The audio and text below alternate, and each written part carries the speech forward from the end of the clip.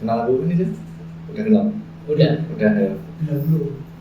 Biar ada pembicaraan. Biar ada pembicaraan. Tujuan pertama tahu nggak? Aku tanyain. nggak tahu. Kira-kira wis tepat ya? Loh, pertanyaannya apa? Aku nggak tahu. Enggak apa tepat dulu. Untuk tugas kampus. Kurang tepat. Kurang tepat. Untuk apa nggak tahu lagi.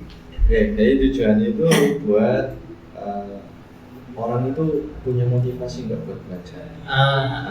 Ini sesuai dengan pengalaman kamu sendiri. Oke, jadi jelas ya. Oh, kenapa aku punya motivasi belajar? Ya. Misal game dev. Ya, oke. Oke, jadi motivasiku. Betul bro. Itu cuma disclaimer. Disclaimer. Oke. Kira pertanyaan satu latar belakang. Latar belakang apa? Latar belakangku. Yes. Oke. Ya. Asal mana? Oke. Aku dari Depok. Ya. Lagi. Umur. Umurku sekarang 19. Sekarang tuh 2000. Iya 19. Berarti lahir 2005. 2005.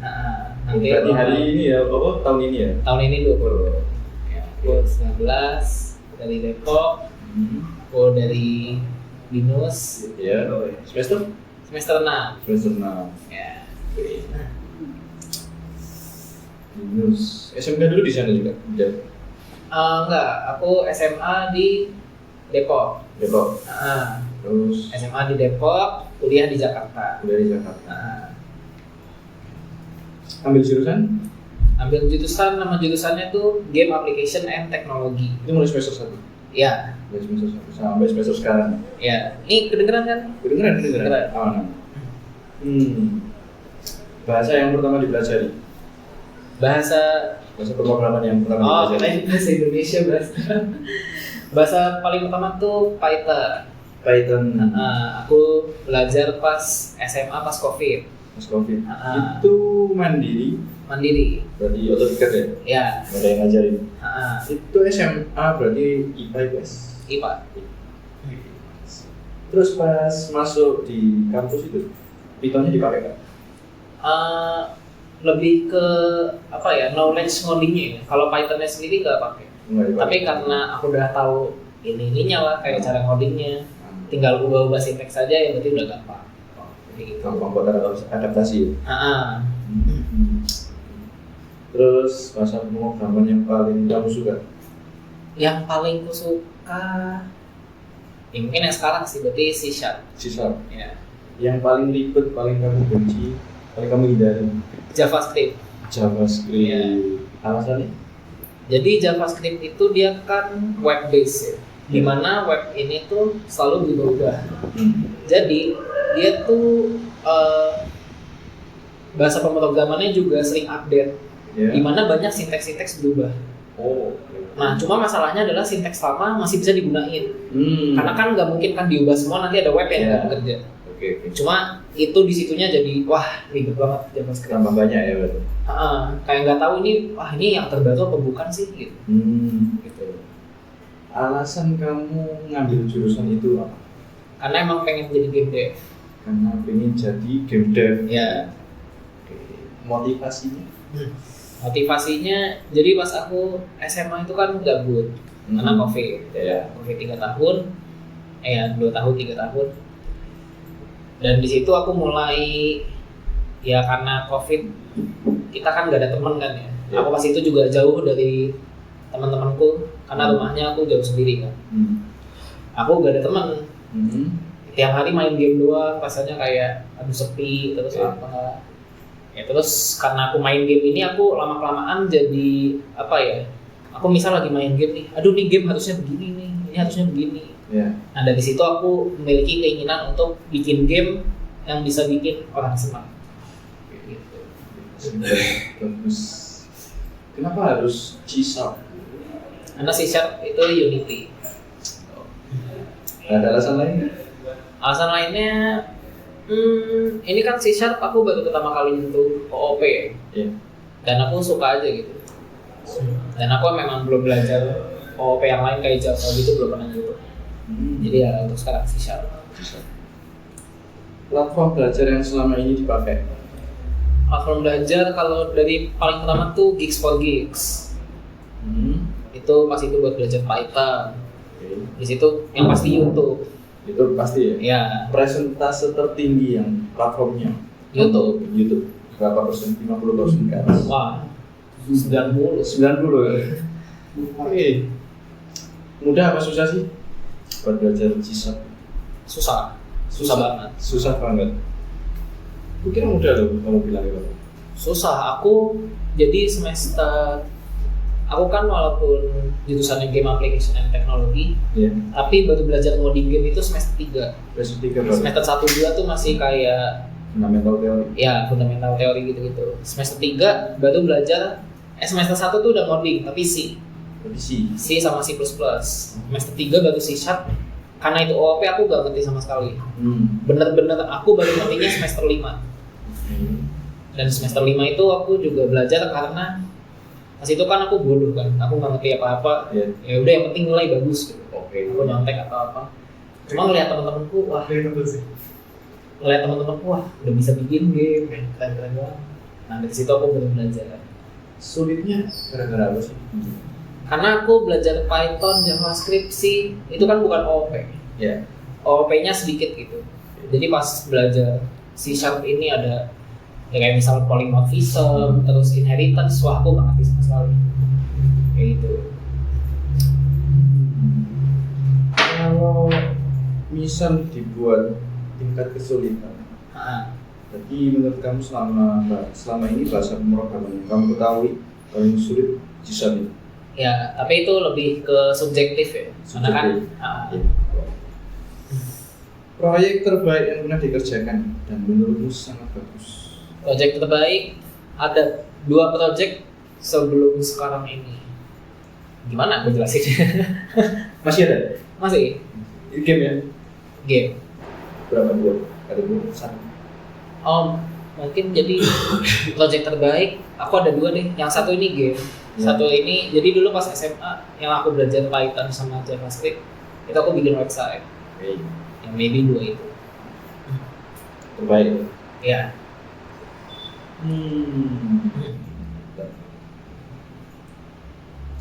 Nah, kalau misal kamu nih belajar, ini berdasarkan pandanganku ya, kamu masuk on time, keluar on time. Belajar nih misal dari jam 8 sampai jam 5. Itu setelah itu kamu nanti belajar lagi atau full buat rehat, istirahat, nge-game atau langsung belajar lagi? Istirahat. Dan kalau misal habis belajar, kamu implementasinya itu kecil-kecil atau langsung skala kompleks? Misalnya kayak 1 bab dibagi 12 poin.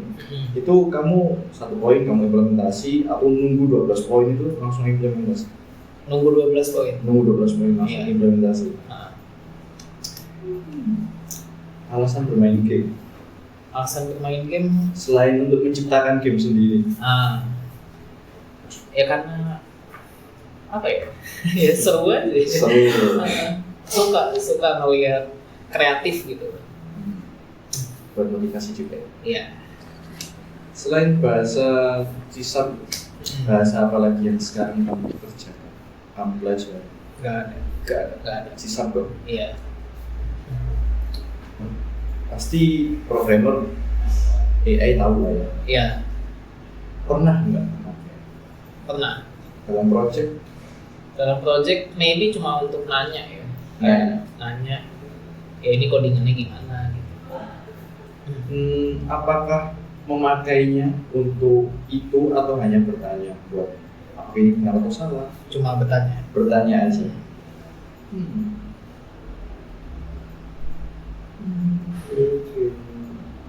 Alasannya kenapa?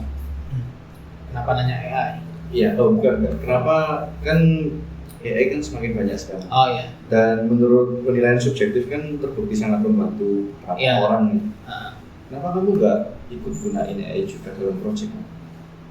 Kalau aku, karena kalau gunain AI kebanyakan itu kita bodoh. Temanku tuh banyak kayak gitu. Dia ngoding tuh jago, bener lebih pintar dari aku mungkin. Tapi kebanyakan dia logikanya tuh dapat banget. Tapi karena terlalu sering pakai AI, kayak misalnya tolong buatin ini, dia tuh sinteksnya sama sekali nggak hafal. Setiap ngoding harus buka AI. Iya, sedangkan kalau aku kan sinteksnya apa ya udah aku ngetik yang ada di otakku langsung aku keluarin gitu. Terus kalau misal ada problem, apa yang kamu lakuin?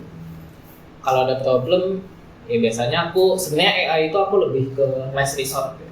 Yes. Karena biasanya kayak misal di Stack Overflow, di Unity Forum itu pasti udah ada yang nanya. Kalau misalnya ada problem ya udah ke situ aja. Dan rata-rata pasti dapat jawaban. Dapat. Oke, ada 2 pertanyaan terakhir. Oke. Apa yang bisa kamu sampaikan buat orang atau pelajar yang mau belajar Unity sisa ini?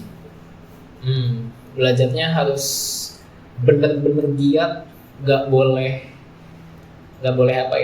setengah-setengah. Harus bener-bener fokus belajarnya.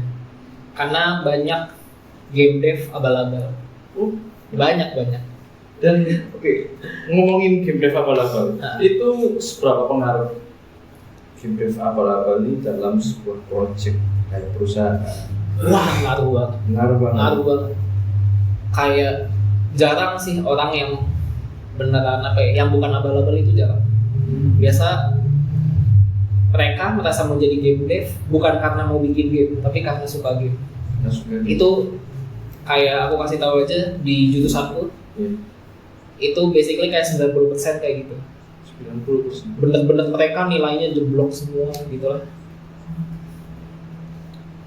Mohon maaf kalau Enggak.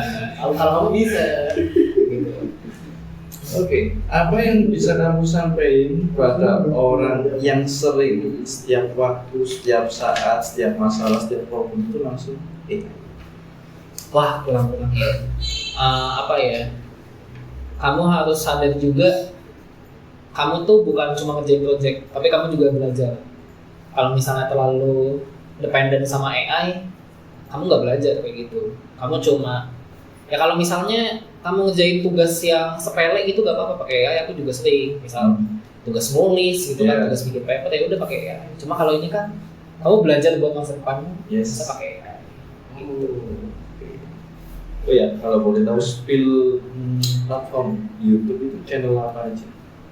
Oh, untuk tutorial? Yes. Enggak ada sih. Lebih ke yang muncul aja. Oh, yang muncul aja. Berarti kita ada masalah, cari, keluar. Justru aku ada yang jangan. Oh, ada yang jangan? Iya, Code Monkey gitu. Kenapa itu? Itu, wah. Kalau misalnya, apalagi orang baru belajar, nonton Code Monkey itu pasti gak bakal ngerti. Karena dia tutorialnya itu istilahnya untuk orang yang udah profesional. Nah, tapi kan ya namanya juga YouTube kayak ada clickbait atau apa gitu. Ya gitu. Jadi kalau misalnya udah ngerti nonton Code Monkey nggak apa-apa. Gitu. Berarti sekarang kamu pakai Code Monkey? Ya kadang-kadang sih. Cuma kadang Code Monkey nih, ya coba deh nonton. Nggak ngerti. Padahal udah nonton 1 jam kesel sendiri ya. Biasa kayak gitu. Oke. Pelarian akhir itu AI atau cari terus sampai ketemu? Tetap cari terus sampai ketemu. Kalau AI itu benar-benar lebih ke kayak yang aku problemnya aja bahkan nggak tahu gitu. Ini rusak problemnya di mana aku nggak tahu. Coba tanya AI. Kalau misalnya problemnya tahu kan kayak misalnya codingannya ini salahnya di sini tapi berhentinya di mana nih? Itu baru aku cari. Oke, ya cukup. Terima kasih Mas Cici atas pengalaman sama-sama. Menarik sekali datangnya. Sangat keren.